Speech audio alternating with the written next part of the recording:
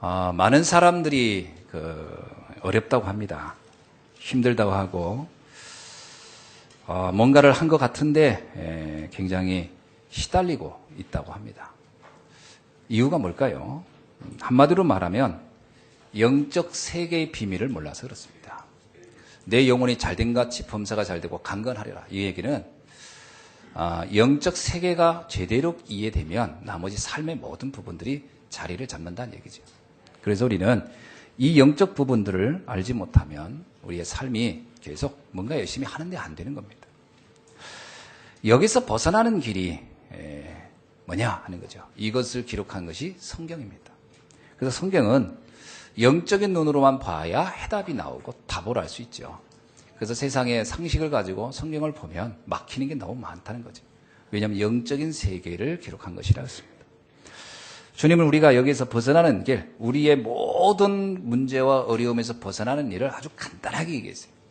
마태복음 11장 28절에서 주님이 이렇게 말합니다. 수고하고 무겁고 짐진 자들아, 모든 수고와 무거운 짐 속에 있는 자들아, 다 내게로 오라. 내가 너를 쉬게 하리라. 간단하죠. 우리 보고 뭐 하라, 저거 해라, 그렇게 하면 네가 될 거다. 그러면 굉장히 어려워요. 뭐 착하게 살아라, 열심히 살아라, 바르게 살아라, 막 그 조건이 많이 붙으면 그게 이해는 쉽지만 아주 어렵습니다. 근데 주님이 간단하게 얘기했어요. 내게 오라. 그러면 너의 모든 무거운 짐이 끝난다. 그렇다면 그 비밀, 어떻게 죽게 가는 것이며 어떻게 그 짐이 내게 해결되는가, 그걸 영적으로 이해하면 되겠죠. 답이 없다면 심각한 겁니다, 사실은. 그죠? 문제는 있는데 답이 없다. 그거 같이 복잡한 게 없고 어려운 게 없어요. 근데 답이 있다면 이거보다 쉬운 건 없습니다. 답만 찾으면 되니까요. 세상에 수만 가지의 문제들이 있어요. 뭐 정신적인 문제, 물질적인 문제, 경제 문제, 뭐 인간관계 문제, 뭐 질병 문제, 수만 가지 문제. 그 속에 사람들이 다 빠져 있잖아요. 근데 이 문제의 근원을 따라 들어가 보면 딱 하나로부터 출발한다는 것을 알 수 있습니다. 그게 뭐냐? 하나님을 떠난 문제라는 겁니다. 그게 성경이 말하고 있는 핵심입니다. 왜 사람들이 고통하느냐? 뭐 돈이 없습니다, 뭐가 없습니다 말을 합니다. 그 근원으로 들어가 보면 하나님을 떠난 문제라는 거예요. 여러분, 그래서 이 기록이 창세기 3장에 기록되어 있다고 해서 그것을 창세기 3장 문제라고 흔히 이렇게 설명을 하죠. 창세기 3장 문제를 이렇게 한마디로 설명할 수 있습니다. 사단에게 속아 하나님을 떠나. 그래서 그 이후에 내 인생을 내 마음대로 해보려고 했는데 안 된다는 겁니다. 이게 창세기 3장 문제입니다. 그래서 사단이 속였을 때 한 단어가 뭐냐면 네가 하나님같이 될 것이라는 거예요. 하나님을 떠나서 네가 가지고 있는 능력, 네가 가지고 있는 지식, 네가 가지고 있는 여러 가지 모든 걸 다 동원하면 하나님처럼 될 수 있을 것이라는 거예요. 굉장히 유혹적인 말이죠. 근데 이게 모든 재앙의 시작입니다. 왜냐? 내가 하나님처럼 전능하면 되는데 이 하나님처럼 전능하지는 못하거든요. 그러니까 문제가 오면 어느 순간은 해결이 되고 모면이 되는데 어느 순간 내가 힘써도 안 되는 결정적인 문제가 탁 오면 와르르 무너지는 겁니다. 그만의 수고와 노력이 아무 소용이 없다는 걸 알게 되는 거죠. 그래서 사람들이 쓰는 말이 운명사주 팔자라는 단어를 쓰는 겁니다. 아이고, 내 운명이, 내 사주가, 내 팔자가. 이번 한 주간 네 사람을 만났어요. 완전히 뭐 이제 완전 불신자였던 분들 네 분을 이렇게 만나게 됐습니다. 여러 가지 상황을 통해서. 근데 그분들하고 대화하는 중에 공통적으로 하는 말이 있었습니다. 제 운명인가 봐요. 이 단어를 다 쓰더라고요. 또 한 분은 그러더라고요. 그냥 제 팔자인 줄 알고 생각했었습니다. 그래서 운명사주 팔자는 거의 모든 사람이 쓰는 말입니다. 언제 쓰느냐? 평소에는 안 쓰는데 한계에 왔을 때 그때 그 단어를 갖다 쓰는 거죠. 왜? 안 된다는 거예요. 그렇습니다. 근데 사단은 알고 있었어요. 우리가 우리 힘으로 인생을 행복하게 할 수 없다는 거를. 그런데도 할 수 있다고 자꾸 속인 겁니다. 근데 사람들은 그 말에 다 넘어갔어요. 지금 얼마나 많은 사람들이 그 말을 진리처럼 붙잡고 살아가고 있습니까? 됩니까? 어느 순간까지는 되는데 어느 날 압니다. 내 힘대로 아무것도 할 수 없다는 것이.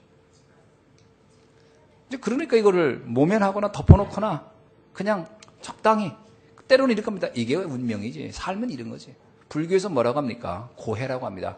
인생은 어차피 고통의 바다를 걷는 것 같은 게 아니겠느냐. 그러니까 이 고통과 고난이 정상이라는 거예요. 정상입니까? 아닙니다. 성경은 정상이라고 안 해요. 성경은 우리에게 뭐가 정상이라고 하죠? 하나님의 형상을 가지고 생육하고 번성하고 충만하고 정복하고 다스리는 삶을 살아야 정상이라고 하는 거예요. 근데 그게 아니거든요. 그 반대의 삶을 다 살고 있어요. 눌려 있어요. 결핍돼 있어요. 정복하기는 아니니까 정복 당하고 있어요. 다스리는 게 아니라 다스림을 당하고 있어요. 그러니까 뭐 무당이 무슨 말 한마디에 하면 그냥 쩔쩔매는 거예요. 무속인들이 무슨 말 한마디만 하면 벌벌 거는 겁니다. 왜? 잡혀 사는 거예요. 눌려 사는 거예요. 그러니 이게 인생의 정상이겠습니까? 이러니까 이런 한계에 오니까 사람들이 나름대로 몸부림치는 게 뭐냐? 물질 중심으로 가는 겁니다. 그것이 창세기 6장이에요. 물질 중심. 세상에 좋은 게 너무 많아. 이거 다 가지면 되지 않겠냐? 그런데 그 결과 네피림으로 돼버립니다. 네피림이 뭐죠? 사단에 잡힌 자요. 떨어진 자라는 뜻이에요. 내 인생이 떨어집니다. 어떻게 해요? 풍지박살 나버려요. 그러니까 그게 될 것 같은데 그건 마치 솔로몬이 그랬어요. 내가 잡았는데 마치 바람을 잡은 것 같더라. 내가 잡았는데 마치 모래를 잡은 것처럼 내 손 사이로 다 빠져나가는 것 같더라. 그렇습니다. 그게 네피림이죠. 네피림이 잡혀버리는 거예요. 그러니까 이거를 한 번에 한 쾌에 그냥 어떻게 좀 역전을 시킬 수 없을까라고 하는 것이 뭐냐면 바로 바벨탑을 쌓는 겁니다. 성공입니다. 창세기 11장. 성공을 향해 막 합니다. 성공을 하면 다 되지 않겠냐. 그런데 성공은 결론이 뭐죠? 흩어짐입니다. 바벨탑의 마지막은 흩어지는 거예요. 산산이 부서지는 겁니다. 그래서 성공한 이후에 더 큰 문제가 와요. 여러분, 정점에 올라간 사람이 그 다음부터 무너지는 게 있는 거거든요. 흩어지는 겁니다. 그걸 사람들이 잘 몰라요. 인생을 물질과 성공에 놓고 달려가면 어떻게 되느냐. 그 정점에 갈 수도 어렵지만 간단한들 그곳에서 기다리고 있는 것은 무너짐과 흩어짐이 기다리고 있어요. 이게 인생입니다. 그거를 사람들이 모르고 반복하거든요. 계속 반복합니다. 어느 날 그렇구나, 불안하구나, 곧 무너지겠구나, 곧 흩어지겠구나, 그렇게 와닿으면 바로 하는 게 우상숭배입니다. 그래서 배운 사람들도 무당한테 찾아가는 겁니다. 국회의원도 가고요, 기업인도 가고요, 대학 교수도 가고 갑니다. 왜 가지요? 불안하니까. 흩어질 것 같고 무너질 것 같으니까 이걸 어떻게 많이 할 수 없을까? 국회의원들이 선거 출마하고서 제일 먼저 찾아가는데 무당 아닙니까? 국회의원 되고 나서 그 다음에 다음 재선할 때 어디 갑니까? 무당 갑니다. 내가 재선이 될 수 있습니까? 떨어지겠습니까? 불안한 거예요. 초조한 거예요. 그게 인생이에요. 많은 사업가들이 큰 회사를 차려놓고서 처음에 하는 게 뭡니까? 처음에 하는 게 고사지르는 겁니다. 무너질까봐, 흩어질까봐. 그게 인생이라니까요. 비참한 겁니다. 그게. 사람들은 몰라요.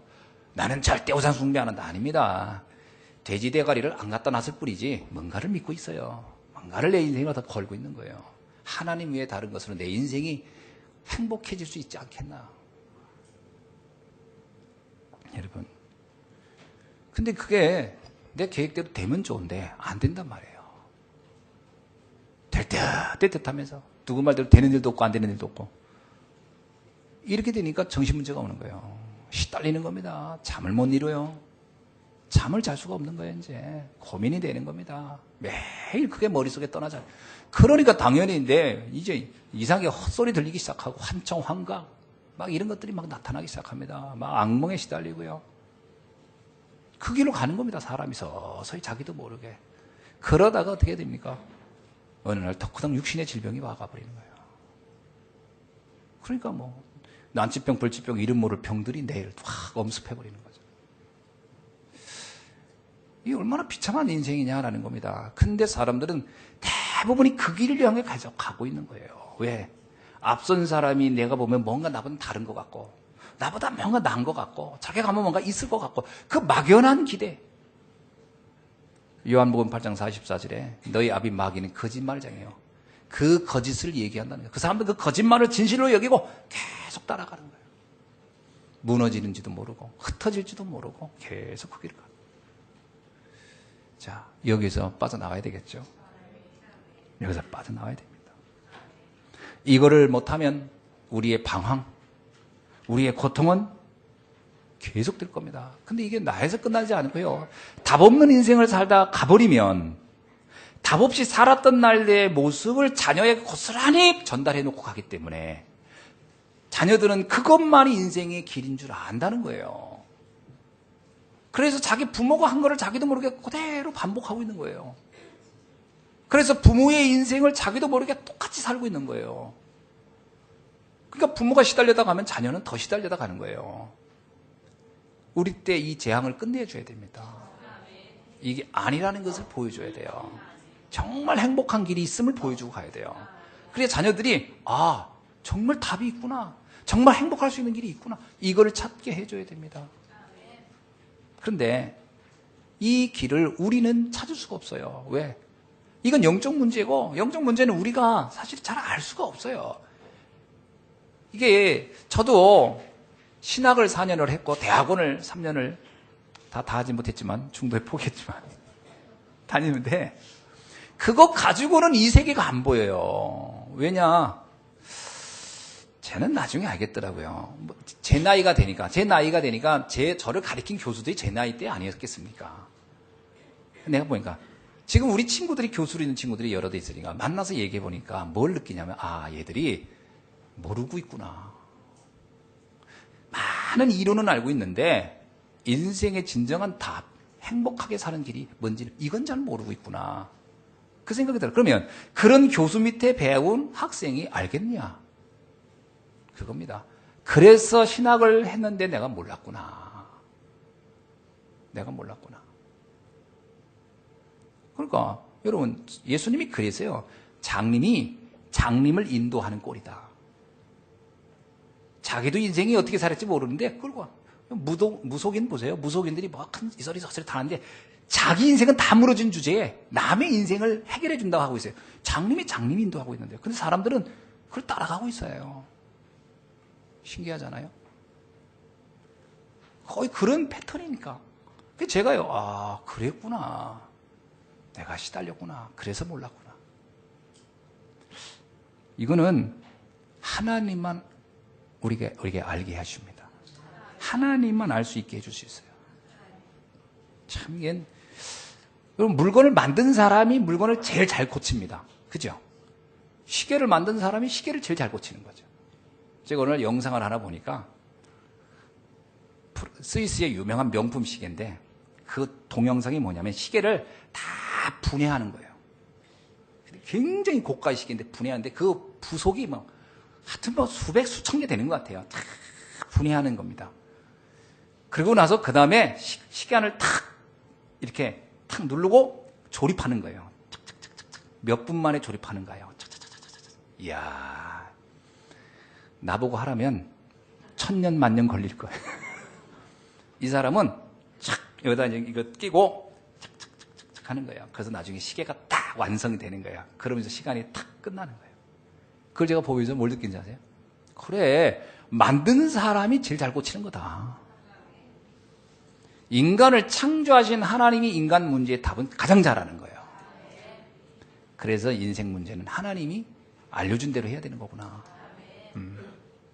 그게 내가 딱, 그 시계 그거 하나 보면서도 제가, 그렇지. 그럼 하나님 우리에게 뭐라고 얘기했냐? 하나님 말씀한 답은 딱 하나예요. 그리스도라는 겁니다. 기가 막힌 말이죠. 이게 비밀입니다. 그리스도면 충분하다는 거예요. 그리스도. 이 말이 무슨 얘기예요? 구원자란 말이잖아요. 그리스도란 말 안에는 인간의 모든 죄를 해결할 제사장, 이런 뜻이 있는 겁니다. 그리스도란 말에는 인간을 붙잡고 있으면서 인간의 배후에서 역사하는 사단을 해결할 왕이라는 뜻이 있어요. 그리스도란 말에는 인간은 하나님을 만날 방법을 몰라요. 근데 하나님을 만나는 길이 그리스도 안에 있다는 거예요. 예수님이 요한복음 14장 6절에서 이렇게 얘기합니다. 그 그리스도로 오신 예수님이 말한 거예요. 내가 곧 길이요 진리요 생명이니 나로 말미암지 않고는 아버지 갈 자가 없느니라. 아, 예수님을 알아야 하나님을 아는 거구나. 빌립이 그럽니다. 그 얘기가 끝나고 무섭게 주님, 하나님을 우리에게 보여주십시오. 그렇게 말할 수 있겠죠. 근데 예수님이 뭐라고 합니까? 빌립아, 내가 너와 그렇게 오랫동안 있는데 아직도 하나님을 찾느냐? 나를 보았다면 아버지를 본 것이니라. 아버지는 나와 하나다. 그렇죠? 삼위일체가 그거 아닙니까? 하나님이 인간의 몸을 입고 오신 그리스도가 하나님인 거예요. 그래서 그리스도가 이해되어야 하나님이 이해되는 거예요. 그래서 그리스도 이해 없이 난 하나님 그냥 믿는다. 그건 믿는 게 아니고 그냥 우상을 믿는 겁니다. 단어를 하나님이라고 썼을 뿐이지. 그건 우상이에요. 여러분, 일본인들은 모든 신을 뭐라고 하죠? 사마라고 합니다. 사마. 모든 신을 사마. 그러니까 그냥 사마예요. 사마. 그 사람들이 믿는 잡신도 사마고 성경에 말하는 하나님도 사마라고 해요. 그러면 나는 사마를 믿는다 그러면 하나님 믿는 겁니까? 아니에요. 그리스도가 이해된 하나님이어야 돼요. 그래야 진정한 하나님을 믿는 거예요. 그리스도가 이해가 안 되면 하나님을 안다고 말할 수가 없어요. 우리의 죄는 우리가 해결할 수 없습니다. 그래서 하나님이 대속 제물을 보내신 거예요. 우리 죄를 우리가 해결할 수 없으니까요. 그래서 뭐랍니까? 우리 죄는 내가 그냥 죽어야 끝나는 거예요. 근데 내가 죽어도 안 끝나. 난 지옥 가야 되니까. 그건 하나님의 뜻도 아니고 하나님이 그렇게 해결할 수도 없어요. 그래서 우리의 죄를 해결할 자를 보내신 거죠. 에베소서 1장 7절에 이런 말씀이 있어. 우리는 그리스도 안에서 그의 은혜의 풍성함을 따라 그의 피로 말미암아 속량 곧 죄 사함을 받았느니라. 그리스도가 십자가의 죽으심으로 말미암아 우리의 죄는 끝난 겁니다. 정말 이게 믿어지면요, 나는 의인이라고 당당하게 말할 수 있어야 돼요. 제가 어제 한 분을 만나서 영접을 딱 시켰어요. 메시지 쭉 한 다음에. 그리고 물었습니다. 자매님은 의인입니까? 죄인입니까? 그랬더니 아무래도 제가 죄인이죠. 제가 어떻게 의인이 되겠어요? 그러더라고요. 그래요. 성경을 다시 봅시다. 예수님께서 당신의 죄를 십자가에서 단번에 영원히 해결했다고 합니다. 그건 믿으십니까? 아멘 그러더라고요. 믿으시냐니까 믿는데 그렇다면 당신의 죄가 남았겠어요? 안 남았겠어요? 안 남았겠는데요 그러더라고요. 자, 그러면 의인입니까? 죄인입니까? 의인이네요. 그렇습니다. 의인입니다. 근데 죄송해서 어떡하냐요? 맞다. 죄송해야 된다 그랬어요. 그렇죠. 그게 은혜다. 구원을 받을 수 없는데 나는 의인이 될 자격이 없었는데 그분이 은혜로 됐으니 그래서 감사한 거 아니냐. 그래서 은혜 아니냐. 당연하다 이런 것은 좀 이상하다. 죄송해야 되는 거다. 어쩌면 그게 정상인 거다. 맞습니까? 안 맞습니까? 그게 성경이 말하고 있는 구원의 방법이에요. 사단. 우리는 사단이 안 보이잖아요. 아담과 하와도 속았잖아요. 그 사단은 어떻게 이깁니까? 이기는 방법은 다른 방법이 없어요. 그리스도의 이름이 선포될 때. 누가복음 10장에 보면 70인이 돌아와서 예수님께 말합니다. 주여, 우리가 주의 이름으로 선포했더니 귀신이 떠나갑니다. 당연하다. 하늘에서 귀신이 마귀가 떨어지는 건 내가 알고 있었다. 예수님이 이렇게 말하잖아요. 그렇습니다. 그의 이름이 선포될 때만이. 왜냐하면 사단은 다른 어떤 것도 두려워하지 않아요. 우리가 착한 것, 선한 것, 열심히 두려워하지 않습니다. 양심적인 것, 얼굴 이쁜 거 안 무서워합니다. 그러면 힘센 사람 안 무서워해요. 누구를 무서워합니까?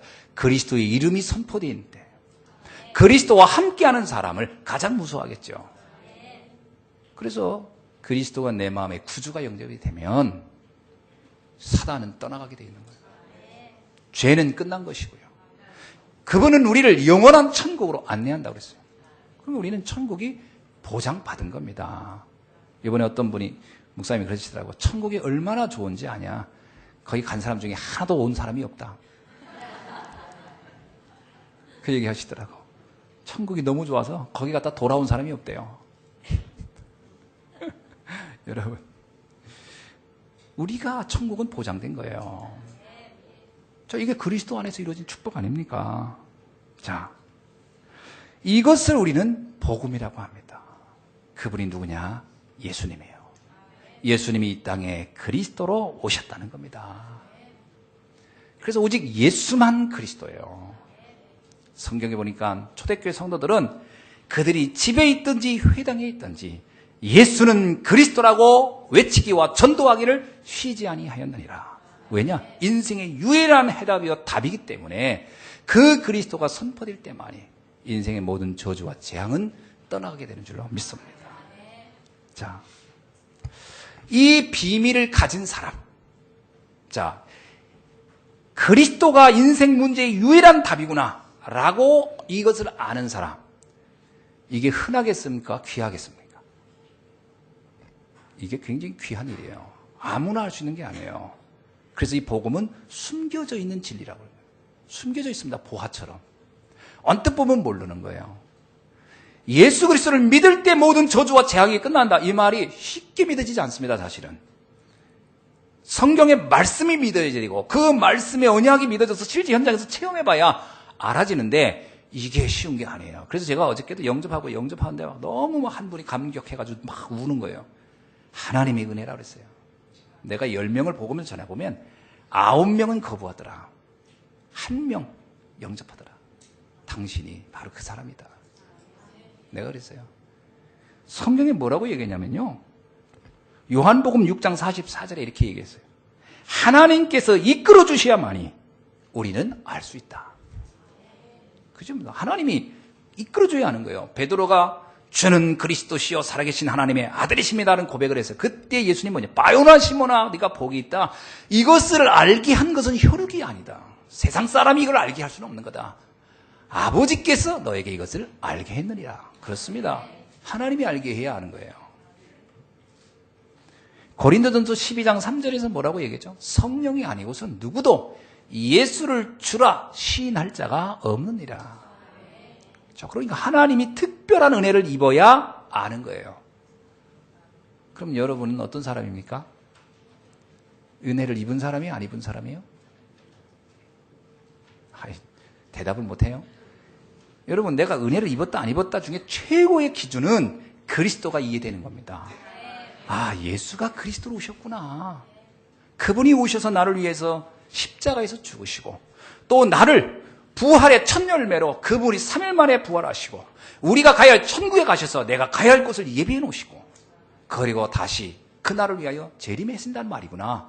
이 말이 믿어야 그걸 믿어진다는 건 어마어마한 일이거든요. 이게 믿어지는 게 은혜예요. 이걸 믿어지는 사람이 하나님의 은혜가 입은 사람입니다. 뭐 돈 좀 버는 것이 돈 좀 버는 게 은혜가 아니고 그건 아주 정말 수준으로 치면은 아주 작은 것에 불과한 겁니다. 진짜 은혜는 내가 이 복음이 믿어지는 거예요. 자, 아브라함이 이것을 알았어요. 아브라함이 이것을 알고 그 후 639년이 지나서 누가 알았느냐? 모세가 알았습니다. 아브라함이 모리아산에서 이삭을 제단으로 바칠 때 그때 알았어요. 희생제사가 뭔지. 순양이 대신 우리의 생명을 살리는 것이 뭔지를. 아, 이게 하나님이 말씀한 대속이라는 거구나. 이렇게 순양을 보면서 깨달은 거야. 피제사라는 게 이런 거구나. 그게 아브라함이 깨달은 복음이었어요. 그분을 보낸다는 말이 이 말이구나. 창세기 3장 15절. 여자의 후손이 와서 뱀의 머리를 짓밟을 것이다. 이 말이 무슨 말인지 그때 깨달은 거예요, 사실은요. 그 아브라함이 알고 나서 639년이 지나서 깨달은 사람이 모세입니다. 모세가 알았어요. 하나님의 은혜죠. 자, 그러면 그 깨달은 모세에 대해서 하나님이 모든 관심과 집중하고 계획하고 하는 것이 당연하겠어요? 안 당연하겠어요? 그건 당연한 겁니다. 왜? 그걸 아는 사람이 너무나 귀하고요. 그거를 전달함으로 인해서 수많은 사람이 살 것이 뻔하기 때문에 하나님 그 모세에게 집중할 수밖에 없어요. 모세의 나이가 많냐 적냐는 건 중요하지 않습니다. 모세가 알고 있느냐 안 알고 있느냐가 중요한 거예요. 우리는 자꾸요, 내 나이가 어떻다, 뭐 배움이 어떻다. 그건 하나님이 그 학벌 이런 거 따집니까? 대학교 따지겠어요? 하나님의 관심은 딱 하나밖에 없어요. 이 복음을 아느냐 모르느냐. 모세 이후에 다시 복음이 희미해집니다. 그러다 517년이 지난 후 누가 알았냐? 다윗이 알았어요. 목동 다윗이 알았어요. 굉장하죠. 그러니까 하나님이 그 다윗에게 모든 관심을 집중하는 겁니다. 왜냐? 너무나 귀하니까요. 다윗 이후에 또 복음이 희미해져요. 꼭 복음해야 되겠냐? 꼭 그리스도면 되겠냐? 이런 생각을 하겠죠. 그러다가 274년이 지난 후에 누가 알았냐? 이사야 선지자가 알았어요. 하나님이 그 이사야에게 모든 축복과 관심을 집중합니다. 그리고 이사야 후에 766년 정도 지난 후에 누가 알았냐면 초대교회가 한 겁니다. 초대교회 성도들이 이게 복음이구나. 우리 앞에 계신 그분이 그리스도구나. 구약에서 말씀했던 그 예언이 이렇게 성취되는구나. 그걸 알았던 거예요. 그럼 초대교회 성도들이 아무리 부족하고 연약해도 하나님이 그들에게 축복하고 역사하지 않을 수 없는 거예요. 그래서 그들을 통해 로마를 바꾸는 겁니다. 그리고 세월이 흐르면서 또 복음은 희미해져요. 그러다가 1517년이 지나고 나서 루터가 그 복음을 또 확인한 겁니다. 루터가 있었던 그 비텐베르크라는 성당은 아주 작은 교회입니다. 그때 당시 그 이름을 그 동네 사람들도 몰랐다고 그래요. 그렇죠. 그 신부 이름을 누가 알겠습니까? 루터가 돌아다니면서 난 루터요 하기 전에 누가 알겠어요? 그러나 그 사람이, 그 무명의 사람이 유럽 전체를 다 바꿔버렸어요. 뭐 때문에? 복음을 정확히 알았다는 이유로요. 하나님의 계획, 하나님의 관심, 거기에 집중될 수밖에 없는 겁니다. 그리고 498년이 지났어요. 루터 이후에 2015년 여러분이 안 겁니다. 아멘? 감사해요? 안 감사해요? 감사하지. 하나님의 관심이 여기에 집중하겠어요? 안 집중하겠어요? 여러분 세상에 좀 복음 모르고 하나님 비웃고 하나님 얘기하면 막 조롱하고 그리스도 얘기하면 막 핍박하고 이런 사람이 전 지구의 90% 넘는다고 봐야 돼요. 넘습니다. 엄밀하게 말하면요. 거의 관심도 없고요, 사람들. 교회 다닌 것 같아도 잘 관심 없고. 이때 진짜 이 복음을 가지고 있다면 하나님이 그 사람에게 집중하고 축복하지 않겠습니까? 당연한 거죠. 시대를 바꾸는 일을 할 것이라고 확신합니다. 여러분, 이 오직 예수가 아니면 인류의 모든 재앙, 개인의 재앙, 가문의 재앙, 시대의 재앙 막을 수가 없어요. 우리는 오직 예수 했더니 당장 되는 게 없어. 그러니까 하나님 어떻게 이럴 수가 있습니까? 여러분, 뭐든지 이게 시간표가 있는 겁니다. 뭐든지 막 속성으로 해가지고 되는 거는 절대로 좋은 게 없어요. 자동차 속성으로 만들어 보세요. 다 하자 생기지. 사람을 속성으로 만들어 보세요.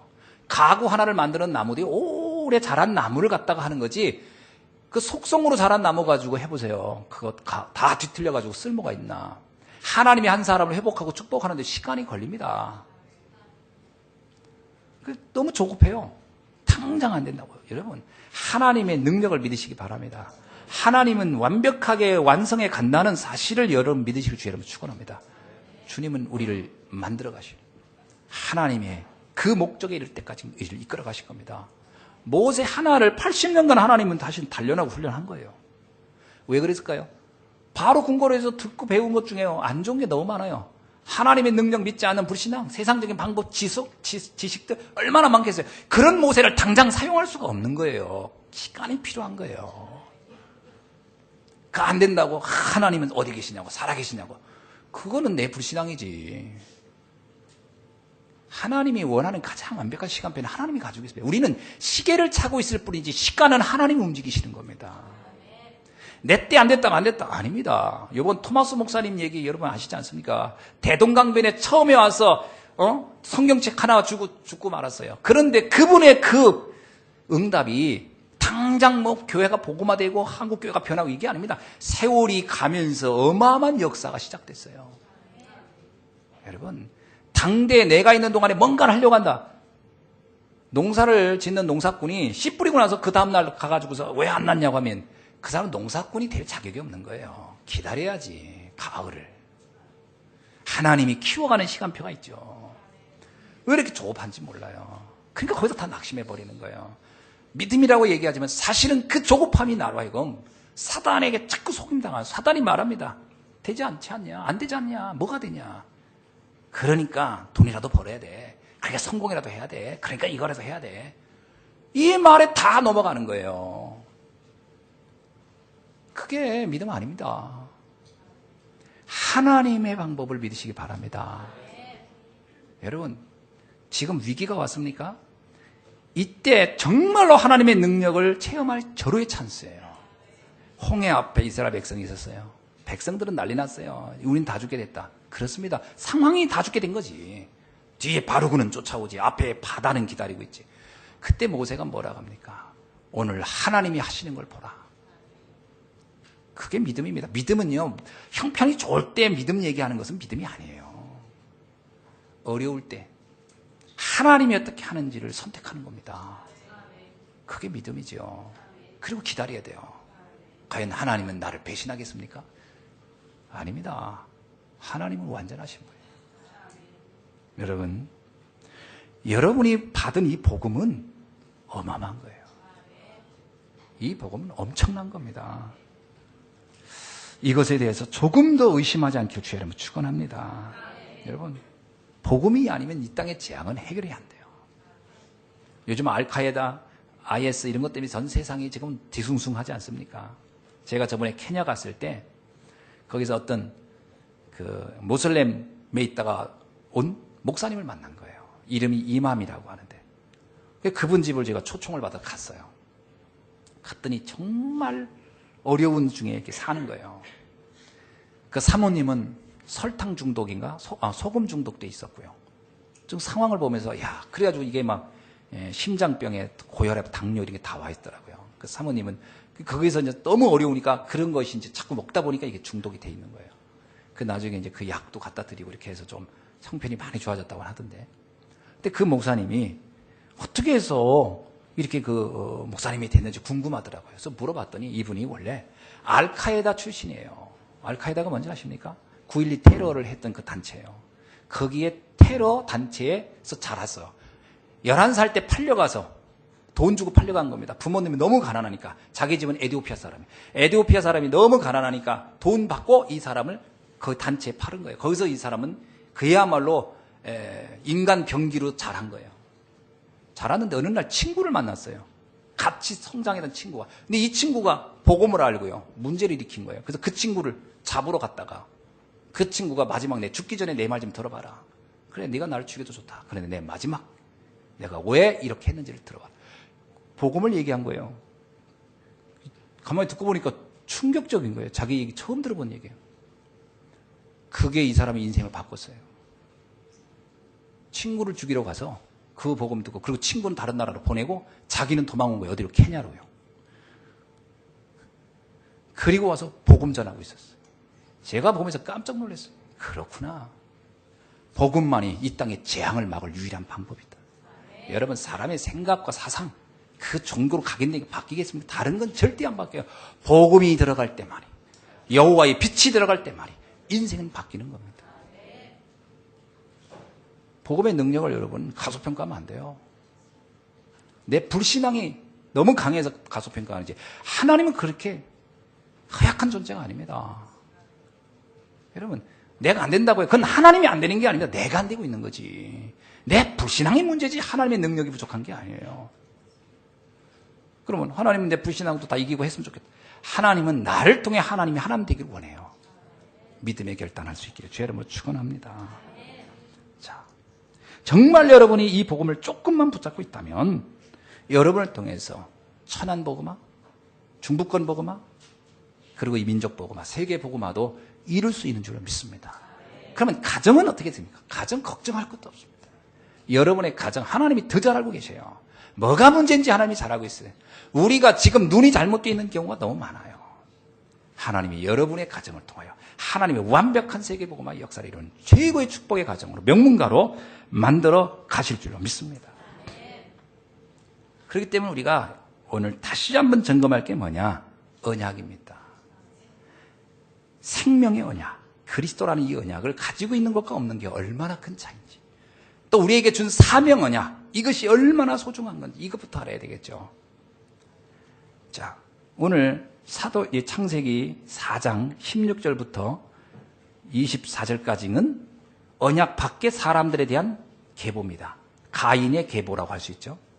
그 다음에 창세기 4장 25절부터 5장 32절까지는 언약 안에 있는 아담의 후손, 그리고 특히 아담 이후에 셋이라고 하는 아들을 통해 이루어진 셋의 계보, 언약 안의 가문, 이 두 가문을 이렇게 정리해 놓은 겁니다. 자, 언약 밖의 사람 한번 봅시다. 16절을 볼게요. 가인이 여호와 앞에 떠나서 에덴 동쪽 롯 땅에 거주하더니, 가인이 여호와 앞을 떠납니다. 하나님을 떠난 사람의 모습이에요.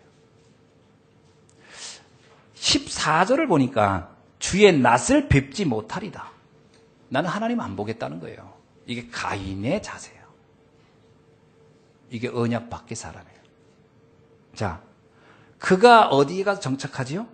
롯 땅에 거주합니다. 롯 땅은 무슨 뜻이냐면 방황하다라는 뜻을 가졌어요. 방황하다. 하나님 떠난 인생은 방황할 수밖에 없다는 겁니다. 그가 가서 한 일이 있어요. 뭐죠? 17절에 보니까 성을 쌓고, 그렇습니다. 성을 쌓습니다. 그가 가서 하나님 앞에 예배부터 드린 게 아니에요. 가서 성부터 쌓아요. 왜 쌓죠? 무서워서, 두려워서. 여기 보세요. 14절에 보세요. 나를 만나는 자가 나를 죽이기가 두렵습니다. 그렇습니다. 사람들이 나를 죽일까 봐. 왜죠? 자기가 동생을 죽여봤거든. 그러니까 죽인다는 것이 가능하다는 걸 아는 거예요. 죽음에 대해서, 이 살인에 대해서요. 이 가인이 각인되어 있는 게 있어요. 하나님 떠난 인생. 하나님이 우리의 생명의 주관자라고 보지 않습니다. 사람이 화나면 열받으면 얼마든지 서로 죽일 수 있다라고 이런 생각을 하는 겁니다. 가인이 가진 이 언약 밖의 사람의 태도. 그러니까 어떻게 해요? 성을 쌓는 거예요. 단단하게 성. 오늘날 사람들 보세요. 다 성 쌓고 살지. 한 아파트에 그렇게 많은 사람이 톡톡톡 붙어 있어도 옆 사람 몰라요. 다 나의 성 딱 그 안에 딱 붙어 있지. 절대 자기를 드러내지 않죠. 철저하게 개인주의 쫙 성 속에 딱. 조금 누가 나한테 이렇게 관심 가지려면 혹시 나를 해하지는 않을까 경계하고 다 이렇게 살고. 하나님 떠난 삶입니다. 이거를 잘 사는 거라고 생각하십니까? 그렇게 보진 않겠죠. 두 번째입니다. 이들은 그러면서 이 두려움 때문에 그 성 안에 가만히 있는 게 아니고 뭔가를 만들어냅니다. 문화를 만들고 문명을 만들어내요. 보십시다. 20절에 보니까 야발이 장막을 거주하여 가축을 치는 자의 조상이 되었다. 그렇습니다. 목축업, 산업인이 됐어요. 가축 치는 자의 조상이니까요. 21절 유발. 그의 아우 이름은 유발이니 그는 수금과 퉁수를 잡는 모든 자의 조상이다. 여기서 퉁수라는 말은요. 유가부라고 해서 과음증이라는 뜻을 가지고 있어요. 그게 뭐냐면 아주 향락적인 음악이라는 거예요. 문화를 만들었는데 그 문화가 아주 향락적. 하나님과 상관없이 우리끼리 얼마나 즐길 수 있다. 우리의 허무 이거 다 채울 수 있다. 그게 바로 유발이 만드는 문화입니다. 음악을 만드는 문화인. 문화가 갖는 타락이죠. 두발가인입니다. 22절. 신라는 두발가인을 낳으니 그는 구리쇠로 여러 가지 기구를 만드는 자요. 철을 다루는 경제인이죠. 특히 전쟁 무기를 만들었다고. 두발가인. 자, 이렇게 되니까 이런 문화를 만들고 문명을 만들고 뭔가 힘을 가졌어요. 그런데 이들의 삶은 하나님과는 아무 상관없어요. 그들은 방황하는 인생, 그 이상도 이하도 아닙니다. 더 심각한 사람은 라멕입니다. 23절 라멕이 뭐라고 얘기하죠? 라멕이야말로 언약 밖의 사람을 대표하고 있습니다. 그의 특징은 센 자, 압제자 이런 뜻을 가지고 있습니다. 뭐라고 얘기합니까? 나의 상처로 말미암아 내가 사람을 죽였고 나의 상함으로 말미암아 소년을 죽였도다. 그러면서 24절에 볼까요? 만약에 가인을 위하여는 벌이 7배인데 라멕을 위해서는 별이 77배로다. 내가 나를 해하려고 하면 그럼 보복을 해버리겠다는 거야. 77배로 보복해버리겠다. 폭군이죠. 함부로 사람을 죽이고 그러면서 자기의 나를 아무도 못 건드리게 만드는 권력을 가지고 강한 폭군. 이들이 문화를 만들고 세상의 문명을 장악하고 있다는 거예요. 이게 언약 밖의 사람의 모습을 쫙 쓴 겁니다. 여러분, 언약 밖의 사람들의 이름 굉장히 많이 나와요. 여기 쭉 보면 제가 간단하게 설명할게요. 4장 11절부터 보면 이랏이라는 뜻입니다. 도망자 이런 뜻입니다. 무후야엘 쓸어버리자, 무드사엘 지옥의 아들, 라멕 힘센 자, 그 다음에 이다 장식 꾸미는 자, 실라 그림자 어두, 나마 나미 22절에 애교 쾌락가 이런 뜻입니다. 그 단어가 뜻하는 바가 뭐죠? 이들의 영적 상태예요. 하나님 떠난 사람은 이렇게 산다는 거예요. 여러분, 지금도 언약 밖의 사람들의 상태를 잘 봐야 돼요. 뭔가 대단한 것 같고 엄청난 걸 이룬 것 같은데 그들의 근본이 어떻게 무너져 있으면 어떤 상태인지를 봐야 돼요. 창세기 3장, 6장, 11장에 빠져 있고요. 그죠? 내 힘으로 뭔가 다 할 것 같은 나. 또 하나 사도행전 13장, 16장, 19장 우상, 무속, 점술 여기에 쫙 빠져 있어요. 그리고 창세기 3장부터 시작된 인간의 6가지 재앙들. 우상 숭배하고 정신 문제 오고 육신 문제 오고 자손 문제 오고 후대 문제 오고 사후 문제 이런 문제들이 쫙 연결돼요. 이곳에서 사람들은 신음하고 있는 거예요. 원인도 모른 채 사람들은 고통당하고 있습니다. 뭔가 열심히 삽니다. 뭔가를 많이 만들어 놓고 뭔가를 이루어 놓습니다. 그런데 이것이 다 무너짐과 흩어짐인 걸 몰라요. 이것이 방황의 길인지를 몰라요. 이곳에서 벗어난 것이 우리예요. 아멘. 진짜 이걸 감사해야 돼요. 야, 나는 벗어났구나. 내가 더 이상 땅의 것을 놓고 육신의 것을 놓고 살아가는 존재가 아니구나. 살리는 것은 영이니 육은 무익하니라. 그 얘기는 우리는 뭐 이슬만 먹고 살라 이 말입니까? 아닙니다. 이 땅의 것이 필요하죠. 우리가 육신을 가지고 있으니까 돈도 필요하고 다 필요하지만 이것이 내 인생의 모든 것을 결정하는 기준이 절대 아니라는 겁니다. 내 인생의 중심은 하나님께 오는 힘을 얻어야 돼요. 하나님의 능력을 얻어야 됩니다. 그리야 내 삶이 다 회복됩니다. 그래서 우리가 할 일이 있어요. 이 언약을 전달하는 일입니다. 이것이 우리가 해야 할 최고의 사명일 겁니다. 자, 그러면 언약 안에 있는 사람을 봅시다. 아담의 계보죠. 아담이 아내와 동침하여 아이를 낳습니다. 아벨은 죽었고요. 세 번째 아들 낳습니다. 그 이름을 셋이라 했다 그래요. 셋은 무슨 뜻일까요? 보상하다, 대리자 이런 뜻입니다. 드디어 하나님 내게 보상의 씨를 준 거예요. 그래서 이 셋을 통해서 뭐를 합니까? 놀라운 사실은 26절 보세요. 그때 사람들이 비로소 여호와의 이름을 불렀더라. 이게 중요합니다. 드디어 비로소입니다. 그 이전에는 하나님과 상관없이 살았다는 거예요. 언약의 백성이 되면서부터 하나님을 예배하기 시작해요. 하나님의 이름이 얼마나 놀라운지를 알기 시작해요. 하나님과 함께 사는 것이 얼마나 축복인지를 알았다는 거예요. 여러분, 이게요. 오늘날 세상 사람들 가만히 보세요. 하나님과 함께 하는 것이 그렇게 대단하다고 생각합니까? 아닙니다. 관심도 없어요. 관심도. 여러분을 통해서 비로소 여호와의 이름을 부르는 자가 되기를 주의 이름으로 축원합니다. 비로소요. 비로소. 여러분이 통하여 하나님의 존재가 인정되기를 원합니다. 여러분을 통해서 믿는 자들이 이렇게 축복된 삶을 사는 거구나를 보여주는 모델이 되기를 주의 이름으로 축원합니다. 비로소 시작돼야 돼요. 이게 언약의 계보의 시작입니다. 그래서 여러분 정말 예배의 축복을 여러분 누리기를 주의 이름으로 축원합니다. 예배의 축복이 뭔지 아시죠? 하나님이 나와 함께함으로 나의 인생의 모든 것을 인도하시고 하나님과 함께하는 것이 내 인생이 가장 행복하다는 것이 결론 나는 것이 예배의 축복입니다. 그것이 셋이 누렸던 축복이에요. 뿐만 아니라 셋은 대리자예요. 어떤 대리자죠? 언약의 대리자. 그래서 셋을 세운 거예요. 굳이 셋을 왜 냈을까요? 이유가 있습니다. 하나님은 우리를 부를 때 우리 한 사람 한 사람의 분명한 이유와 목적이 있어요. 보세요. 왜 예수님이 12제자를 뽑았어요? 근데 한 명이 배신해 갔어요. 근데 초대교회가 그냥 11명 가지고 전도하면 왜 안 되나요? 이상하게 한 명을 다시 뽑아서 채워 넣어요. 그래서 12명을 채워요. 그거 희한하지요. 12를 그렇게 좋아하나? 이유는 뭐냐면 그 사람마다 맡은 사명이 있다는 거예요. 여러분에게 주님, 하나님은 여러분마다 주신 최고의 고유의 사명들이 있는 줄로 믿습니다. 여러분이 그 사명을 감당하지 않으면 분명히 그 문제는 해결이 안 돼요.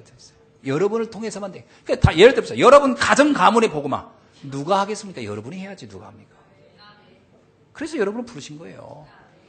그래서 여러분이 안 하면 그 문제는 해결이 안 돼요. 그래서 하나님은 셋을 세운 거예요. 너를 통해 새로운 역사를 시작하라. 셋이 그래서 대행자입니다. 우리는 그리스도의 대사예요. 고린도후서 5장 20절에 우리가 그리스도를 대신하여 사신이 되어 그렇습니다.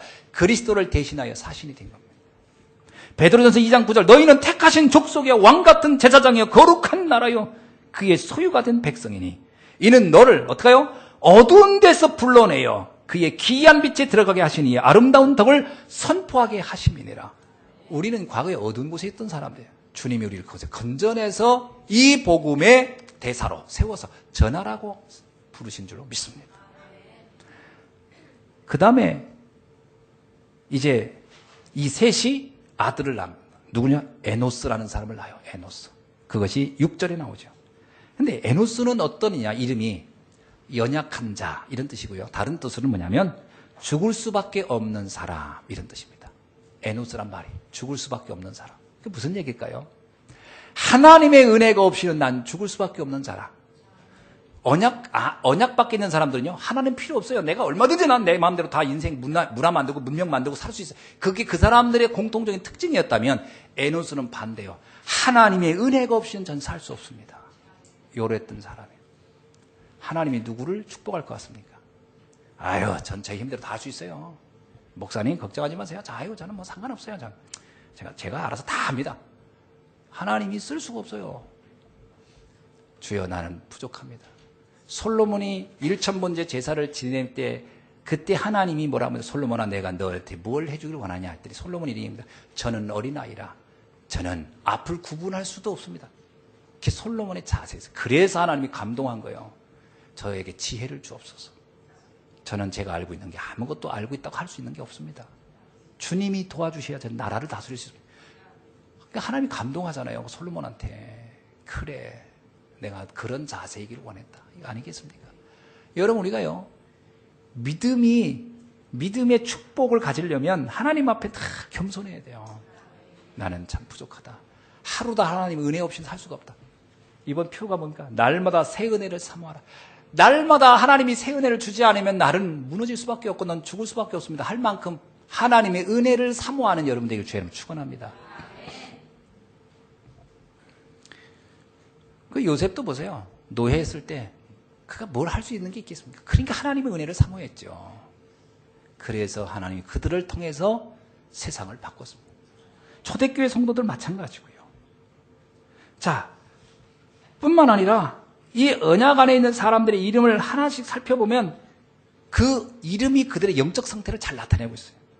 자, 5장 9절에 보면 게난이라는 이름이 있습니다. 게난. 에노스의 아들 게난. 그는 뜻밖의 국류를 입은 자라는 뜻입니다. 아, 나는 하나님의 은혜를 뜻밖의. 그죠? 어느 날 나는 알았네요. 하나님이 나를 부르셔서. 5장 12절 마할랄렐. 발음이 안 돌아가네. 하나님은 빛나다라는 뜻입니다. 모든 영광 하나님께. 5장 15절 야렛.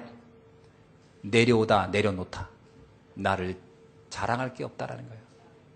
내가 하나님 앞에 감히 나를 말할 게 없다는 거예요. 모든 건 하나님의 은혜로다. 21절 무두셀라. 그가 죽을 때 심판이 오다. 이런 뜻입니다. 그 무슨 얘기죠? 무두셀라가 언제까지 살았냐면요. 노아의 홍수가 날 때까지 살다가 죽은 사람이 무두셀라예요. 연도를 계산해 보면. 그래서 노아는 증손자입니다.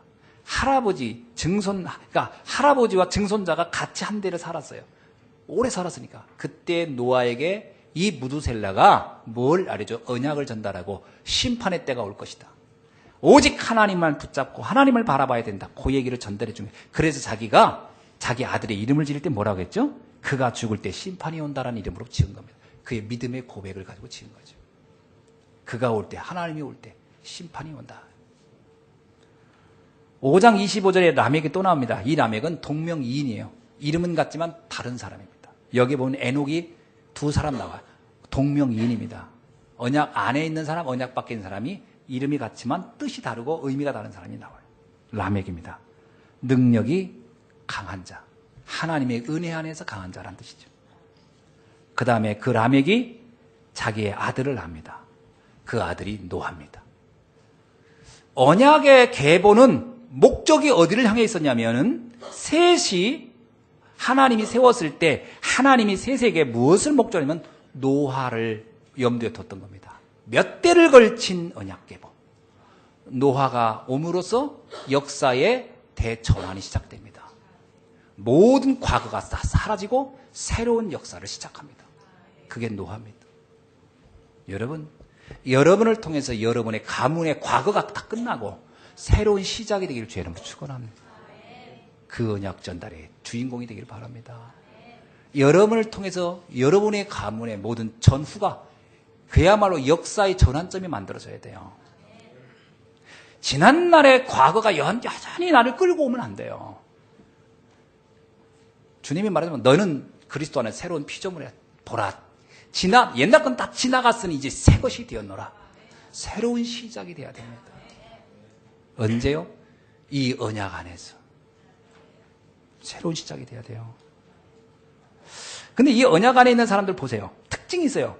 언약 밖에 있는 사람은 뭘 이루었고 무슨 조상이 되고 무슨 조상이 되고 막 이런 엄청난 업적이 있어요. 근데 이 언약 안에 있는 사람은 특징이 있어요. 뭐요? 그들이 낳았고 죽었다. 낳았고 죽었다. 낳았고 죽었다.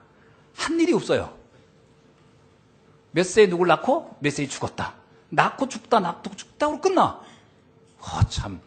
그게 야 이들을 보니까 한 게 아무것도 없네. 한 게 없는 게 아니에요. 하나님 앞에 자기를 드러내지 않았을 뿐이지. 아무도 자기 것을 드러내지 않은 거예요. 그저 하나님이 모든 게 하나님의 은혜로 된 거라. 나의 나 된 건 여호와의 은혜로다. 바울이 그렇게 얘기했잖아요. 내가 뭘 이룬 것도 없고 내가 성취한 거라고 할 것도 없다. 내가 전도한 거 이것도 자랑할 게 없다. 모든 게 하나님의 은혜로 된 것이다. 그런데 이 낳고라는 말이 중요합니다. 왜 낳고를 이렇게 써놨을까? 어차피 다 낳는 거지 뭐 안 낳나? 여러분 뭐 자녀 그냥 누구의 자손 누구 이렇게 써도 되잖아요. 근데 누가 낳고 누군 죽고 누군 낳고 누군 죽고 이게 뭐죠? 낳다는 말은 그냥 잉태했다라는 말의 뜻이 아닙니다. 나의 모든 것을 전달했다라는 뜻이에요. 낳고 모든 걸 전달했다라는 거예요. 언약의 이 비밀을 다 전달했다라는 거예요. 다음 세대에. 그게 이들의 비밀이에요. 시대를 바꾸는 힘이 뭔지 아세요? 내가 가진 이 복음을 다음 세대에 정확히 전달해야 돼요. 그렇지 않으면 다 희미해져 또 흩어지고 또 무너지고 또 왜곡돼 버려요. 복음의 명문가가 되려면 이 언약을 정확하게 전달해야 됩니다. 그걸 이들이 성공한 거예요. 그래서 노아가 나온 거예요. 셋일부터 노아까지. 어마어마한 일이지요. 정확한 언약의 전달. 여러분, 에녹 보세요. 22절에 볼게요. 에녹은 21절로 24절까지 조금 에녹에 대한 얘기인데요. 에녹은 65세에 무드셀라를 낳고 무드셀라를 낳은 후에 300년을 하나님과 동행하며 자녀를 낳았으며. 이 에녹 하나를 읽어보면요. 이 사람이 한 게 애밖에 난 게 없네? 근데 그런 뜻이 아니에요. 하나님과 동행하며 그가 기가 막힌 언약을 정확하게 전달했구나라는 걸 말하고 있는 거예요. 그러면서 나중에 24절 보세요. 에녹이 하나님과 동행하니 하나님이 그를 데려가심으로 세상에 있지 아니하였더라. 죽지 않는 사람이 됐어요. 다른 사람들은요 900년 몇 년 살고 다 죽잖아요. 이 사람은 죽지도 않아요. 이게 무슨 뜻일까요? 여러분, 죽음과 상관없는 인생을 산 거예요. 천년의 응답, 만년의 응답을 살고 간 사람이에요. 그게 에녹이에요. 여러분은 이 시대에 에녹이 된 줄로 믿습니다. 어디서 알 수 있느냐고요? 요한복음 11장 25절 26절을 보면 알아요. 뭐라고 나왔죠? 나를 믿는 자는 죽어도 살겠고 무릇 살아서 나를 믿는 자는 영원히 죽지 아니하리라. 이게 에녹이 누렸던 축복을 우리에게 말하고 있는 겁니다. 그게 이 시대의 에녹인 거예요. 누가요? 여러분이. 여러분 엄청난 거 한 거 없잖아요. 낳고 뭐 그런 일을 하잖아요. 우리 너무 평범한 일이잖아요. 그러나 평범함 속에 비범함이 있는 거예요. 언약을 전달하라. 언약을 전달하라. 아무리 세상에 엄청난 걸 쌓아놔도 이 전달이 안 된다. 다 실패해요. 다 실패해요. 언약 전달하시길 주님 축원합니다. 여러분 하나님이 누구를 축복하겠습니까? 그리야 그 가문에서 노아 같은 시대의 역사를 바꿀 사람이 나오는 거예요.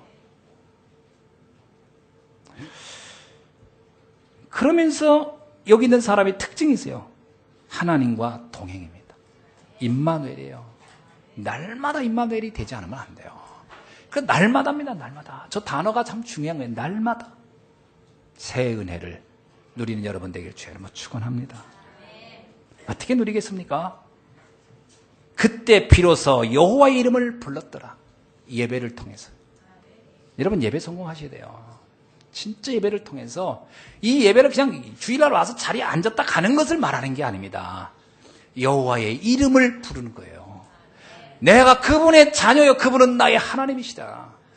다윗이 얘기하자면 내가 예배당을 갈 때는 마치 신하가 왕을 만나러 가는 심정으로, 근데 그 왕은 나에게 상을 내려줄 그 왕을 만나는 심정으로 나는 주의 교회를 가는 것이다. 그게 예배의 성공자들이에요. 여러분 교회 올 때 어떤 심정으로 왔습니까? 감격스러워서 왔습니까? 그래야 됩니다.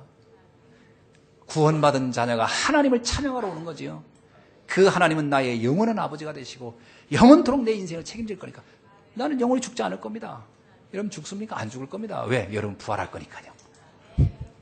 아멘? 여러분은 에녹인데요. 따라합시다. 나는 이 시대의 에녹이다. 아멘? 주님이 말씀하잖아요. 그래서 주님이 이럽니다.